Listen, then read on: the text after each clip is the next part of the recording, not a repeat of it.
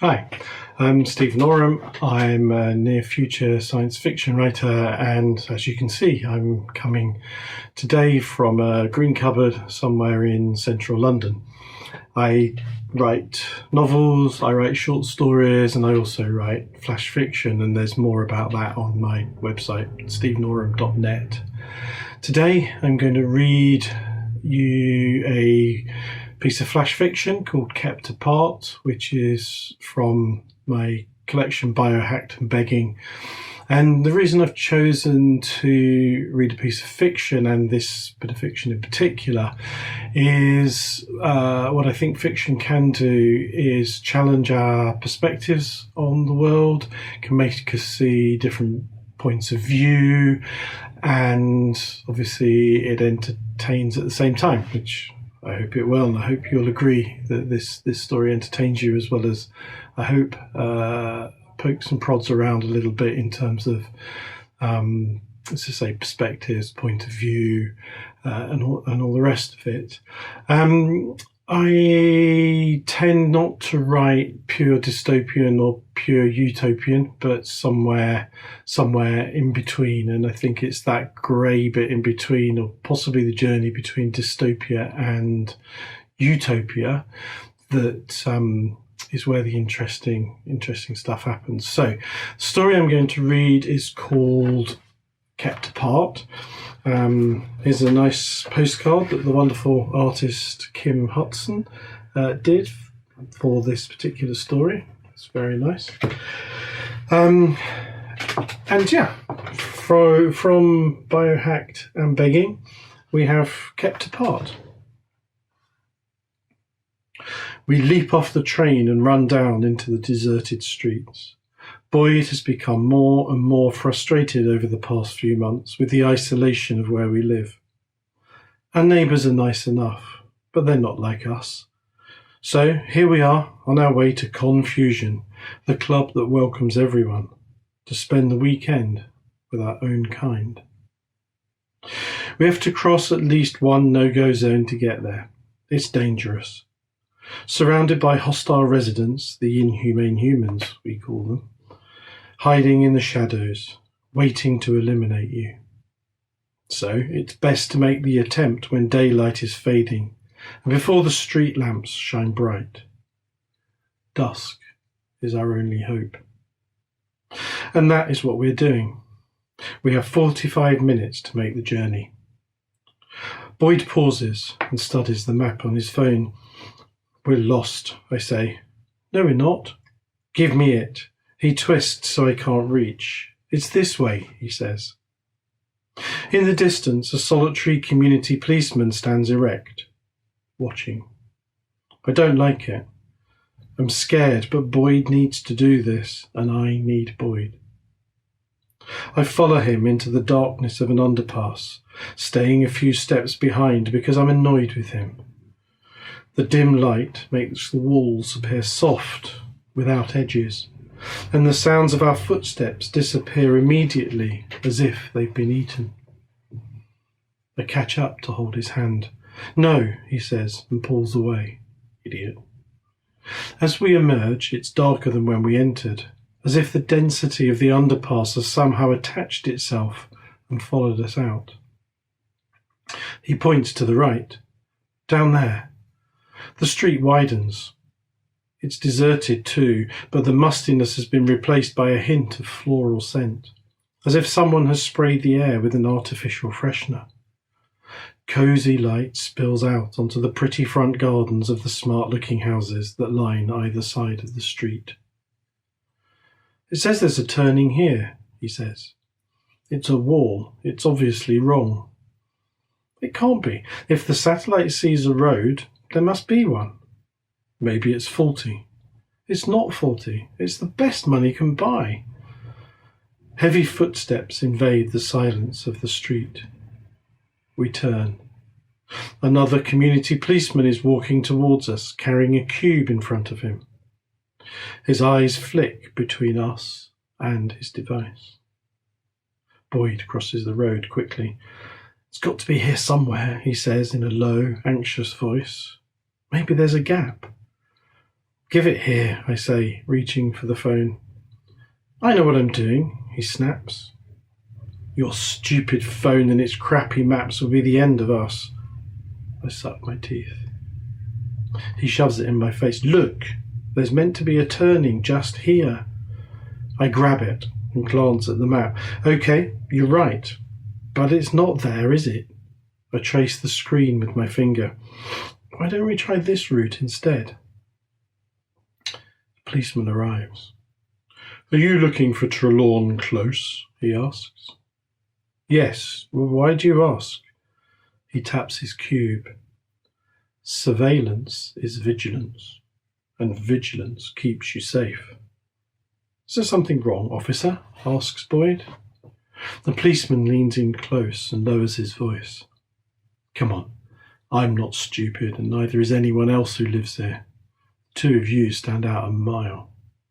I've scanned your social media, your photos and your private messages. I know where you're from, and I know what you are. And the trouble is, they don't like your sort around here. Take my advice. You don't want to find that street you're so keen to locate. Go home, or at the very least stick to the main road. I look at Boyd for support, but he looks at the floor. What do you mean, our sort? I ask. The policeman stands up straight, folds his arms and gathers his thoughts. In a loud voice and with a false smile, he speaks clearly. We can help you with your problem. Don't forget, you only need to ask. I grab Boyd's clenched fist and drag him away. We need to find the club and its sanctuary. The light is fading fast. It's that weird in-between time when your phone registers day but your eyes register night. So I alter the light level of the screen to compensate. The blue line of our route pulsates against the white background. The tiny chip under the skin of my wrist vibrates. There's a phone nearby that it doesn't recognise, and yet there's no sign of anyone. But this implant, a present from Boyd, has never failed me. There, I see it, a shadowy figure staring from its garden, standing still and shaking its head. They might be watching, and they might be waiting. I don't care. And anyway, the light is too dim for them to see. They can only guess. I turn my grip on Boyd's fist into a soft, loving clasp, hidden beneath the folds of our coats, but his sweaty hand slips out from my clandestine caress. Stop, he says, I don't like it. Nobody knows, I say, attempting to downplay my own anxiety. It's dark. Not yet it isn't. Pull your hood up, they'll never know who you are, or what we are. My implant vibrates again. Boyd's head is covered and mine's exposed for all to see. Still, it's only 10 minutes until sunset and a 10-minute walk to the club. Not long now. We pass another policeman playing the good sentry. I smile. He doesn't. He rubs the cube in his hand. The implant vibrates, and behind the policeman's shoulder something moves, following our passage through its terrain. Why haven't we been accosted? Unless... might those policemen be protecting us? It's a thought. Another policeman in his cube, another vibration. Boyd checks his phone. We're really close, he says. More and more policemen arrive at the roadside. They're stationed a few feet apart, holding their cubes in front of their faces. The grey figures behind them blend into one amorphous mass. We run, but blocking the end of the road are two policemen with their backs to us, and as we approach, I can feel Boyd slowing down. The street lamps start to fizz as they warm up. Excuse me, I say in the most authoritative voice I can muster. Boyd giggles nervously. Contact avoided, contamination averted, says one of the policemen into his hand. They turn slowly, gracefully spinning their cubes in the air, and step apart to let us through. We run between them, around the corner and through a gate in a high wall. Wow. We're bathed in spotlights shining from the roof of the club, illuminating every nook and cranny along the street. Confusion is etched deep into the stonework across the front of the building, glowing red from pinprick bulbs set around the edges. The light dispels all possibility of attack and recrimination for being born as we are. I squeeze his hand, pull back his hood, and a big, silly, stupid, lovely, wonderful grin stretches across his face. No more shadows. The red carpet that's rolled out from the door like a lovely long tongue entices us inside, and we run as if our lives depend on it. Soft beneath our feet, cushioning each and every step, the velvet path welcomes us into the mouth of sanctuary. As soon as we take that final step across the threshold and the roaming spotlights are behind us, Boyd grabs both sides of my face and gives me the biggest, wettest, soppiest, most gorgeous kiss he's ever given me. We're safe and among our own. We are whole. It's kept apart. I hope you enjoyed it. I also hope that you can see why I chose that particular story for the 25th anniversary festival of Stop Hate UK, which is a great thing and something that you should donate to that festival. Just coming back to the story, for me, there's a whole thing there around ambiguity of roles, ambiguity of who's doing what and why they're there. There's ambiguity, you may not have noticed, but there's ambiguity there about gender. So the narrator's never actually given a gender. That's for you to decide.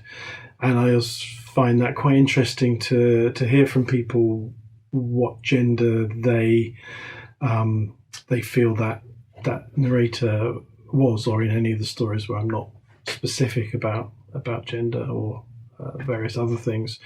So as I say, for me, there's something there about how we relate to each other, how we presume about each other, how we're kept apart, and what is it that's keeping us apart, and who's protecting and who's dangerous, and all the rest of it. Anyhow, that's why I chose that particular story. So I hope you enjoyed it. As I said, 25th anniversary festival for Stop Hate UK. Please donate to it. It's a great cause. The website where you can donate is www.stophateuk.org/ and then donate-to-stop-hate-UK. But I'm sure if you go to that website, stophateuk.org, you'll find your way through from there to donate. So thank you very much. I'm Stephen Oram, and I hope you've enjoyed the story. Thank you.